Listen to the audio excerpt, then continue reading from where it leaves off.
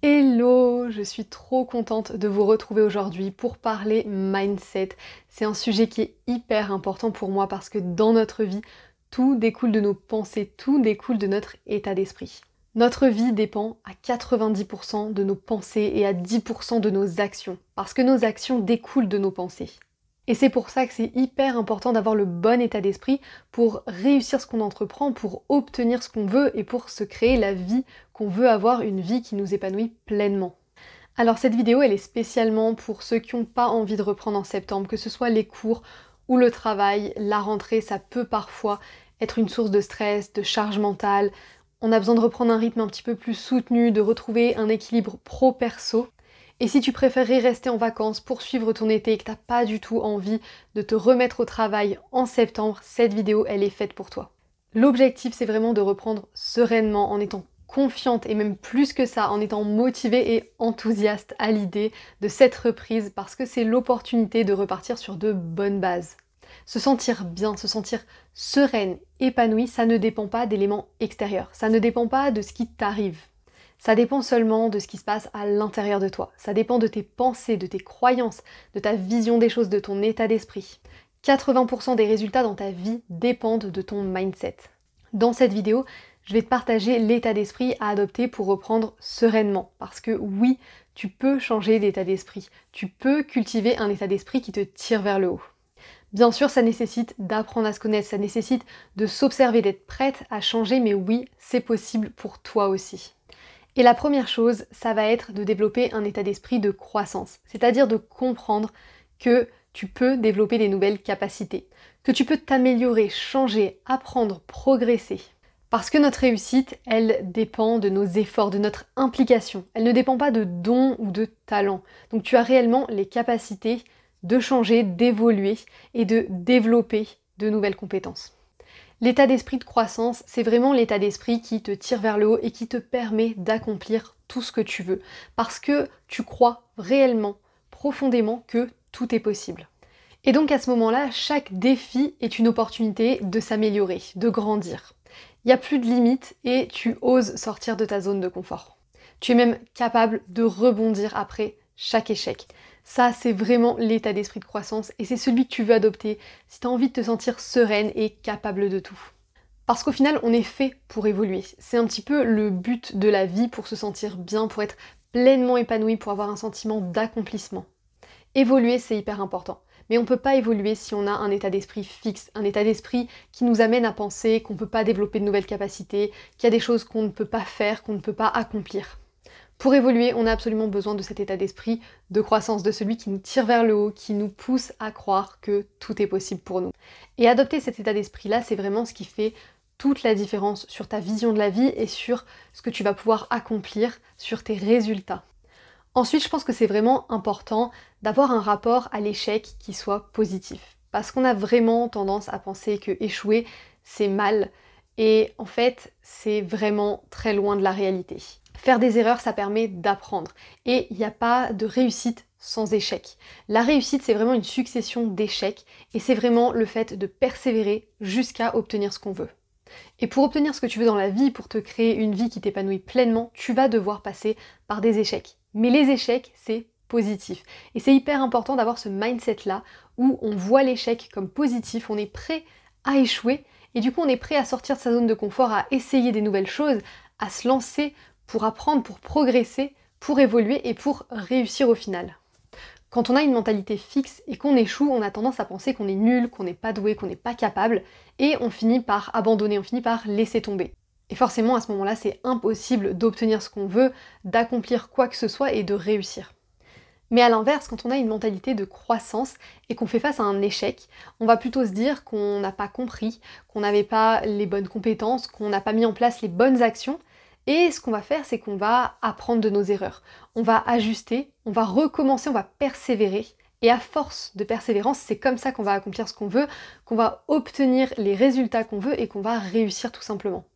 Alors ça peut paraître un petit peu simpliste dit comme ça, la théorie est toujours très simple. En pratique, bien sûr, c'est un petit peu plus difficile. Le fait de persévérer, ça n'a rien de facile et c'est bien pour ça que tout le monde ne le fait pas. Le fait de réussir, d'obtenir ce qu'on veut, de se créer une vie qui soit pleinement épanouie, c'est simple en théorie. En pratique, beaucoup moins. Mais c'est ça qui fait la différence entre ceux qui ont la vie qu'ils veulent et les autres. Mais en tout cas, pour se sentir sereine et confiante à l'idée de cette rentrée, je vous invite vraiment à changer votre rapport à l'échec et à comprendre que c'est quelque chose de positif et même d'indispensable. Ensuite, une chose qui est pour moi essentielle, surtout à ce moment-là de l'année, c'est d'avoir l'intention d'apprendre. D'avoir l'intention d'apprendre quand on reprend les cours, le travail, à la rentrée, quand on veut repartir sur de bonnes bases, mais en fait d'avoir l'intention d'apprendre en termes généraux dans la vie.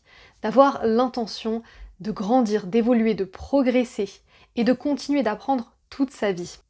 Parce que apprendre, c'est pas seulement pendant nos études. La vie, c'est vraiment une succession d'apprentissages, une succession de leçons. Et je pense vraiment que arrêter d'apprendre, c'est arrêter d'évoluer et je dirais même arrêter de vivre d'une certaine manière. L'apprentissage, c'est indispensable et c'est tout au long de la vie. Ensuite, ça me semble hyper important d'adopter un état d'esprit qui nous pousse à sortir de notre zone de confort. Parce que c'est vraiment en dehors de cette zone de confort qu'on peut évoluer, qu'on peut progresser et qu'on peut avancer dans notre vie. Et pour ça, il faut vraiment comprendre que les difficultés, les obstacles, les challenges auxquels on peut faire face, c'est une opportunité d'évoluer. Je sais que beaucoup ont tendance à avoir peur de sortir de leur zone de confort, à ne pas passer à l'action facilement, et pourtant, sortir de notre zone de confort, c'est indispensable pour évoluer, c'est indispensable pour avancer, pour apprendre. Et pour arriver à sortir de notre zone de confort, je pense qu'il faut vraiment adopter le bon mindset, comprendre que c'est positif, comprendre que c'est là où se trouvent les opportunités. J'aime me dire que quand quelque chose me fait peur, c'est la direction dans laquelle je dois aller. Et ça veut pas dire prendre des risques, ça veut pas dire faire quelque chose de désagréable, mais ça veut dire me challenger. On peut sortir de sa zone de confort pas à pas, par petites étapes, progressivement, et apprendre à être confortable dans l'inconfort, c'est vraiment la meilleure chose que vous puissiez faire pour évoluer. Ensuite, je le répète souvent, mais c'est hyper important de porter notre attention sur le processus, sur le chemin.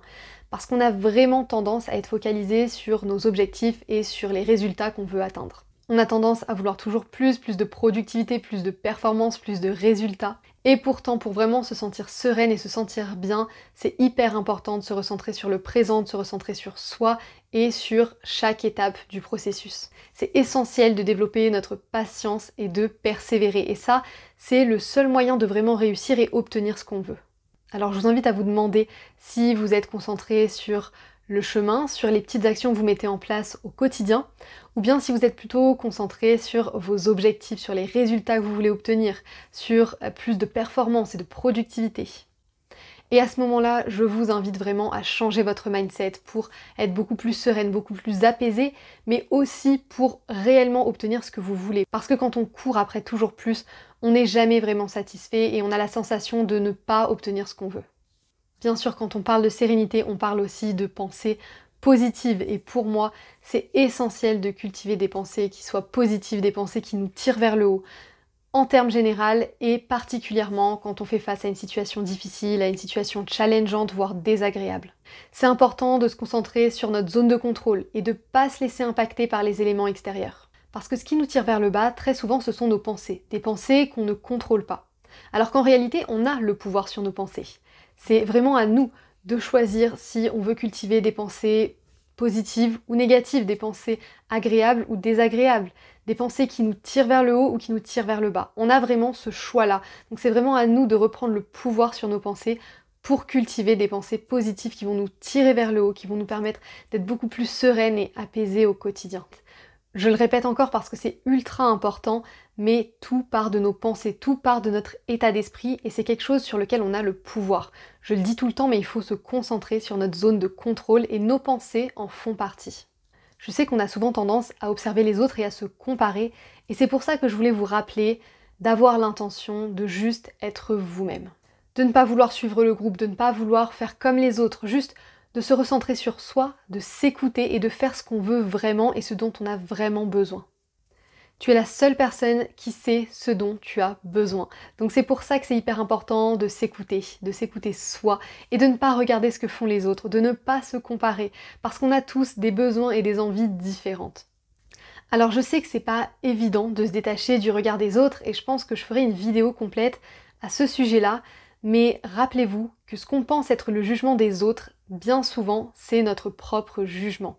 Les autres ne sont qu'un miroir de nous-mêmes. D'ailleurs, les autres n'ont absolument aucun contrôle sur nous et accorder de l'importance au regard des autres, à leur jugement, leur opinion, c'est leur donner du pouvoir. Encore une fois, vous avez le choix de reprendre ce pouvoir, de vous recentrer sur vous-même et de ne pas accorder d'importance à ce que pensent les autres. Et un dernier point qui me semble vraiment indispensable, c'est de comprendre que chacun est responsable de son propre bonheur. Être sereine et épanouie, ça ne dépend que de toi. Tu peux décider de tout faire pour te sentir bien, tu peux décider de reprendre le pouvoir sur ta propre vie. Ça ne dépend que de toi d'adopter l'état d'esprit qui va te tirer vers le haut, de cultiver des pensées positives, de sortir de ta zone de confort. Et ça ne dépend que de toi d'aborder cette rentrée avec sérénité. Moi, j'ai vraiment à cœur de vous partager un maximum de conseils pour vous aider et de vous accompagner à travers mes programmes.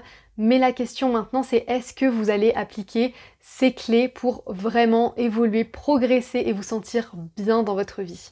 D'ailleurs, n'hésitez pas à me dire en commentaire comment vous vous sentez en ce moment, comment vous vous sentez en ce mois de septembre à l'idée de la reprise. Si vous voulez aller plus loin, je vous rappelle que tous mes liens sont en description. Il y a aussi les ressources gratuites, mes e-books, mes programmes et mes accompagnements. Je vous souhaite encore une fois une bonne reprise, un beau mois de septembre et je vous retrouve la semaine prochaine pour une nouvelle vidéo.